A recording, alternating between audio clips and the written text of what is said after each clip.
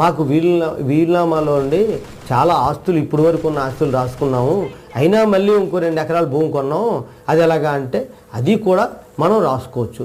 వీలునామాలోని extra adding అనేటువంటిది దాన్ని అంటారు సప్లిమెంటరీ, అలాగే దాని అంటారు. దానికి లీగల్ టర్మ్ ఏంటంటే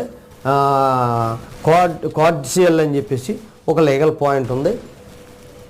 అదేంటంటే ఒక కొత్త ఆస్తిని మనం యాడ్ చేసేటువంటి విషయం.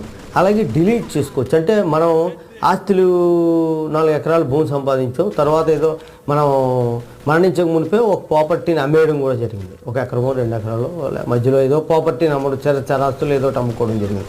అది కూడా తీసి మినహాయించుకోవడం సదుపాయం కూడా ఉంది. ఒకసారి వీలునామా రాసేసిన తర్వాత మాకు ఇబ్బంది అండి, మళ్ళీ పిల్లలు చూడరు అనడానికి ఎట్టి పరిస్థితుల్లో లేదు. మీరు ముఖ్యంగా అందరికి వచ్చేటువంటి భయము సందేశం కూడా అదే. నేను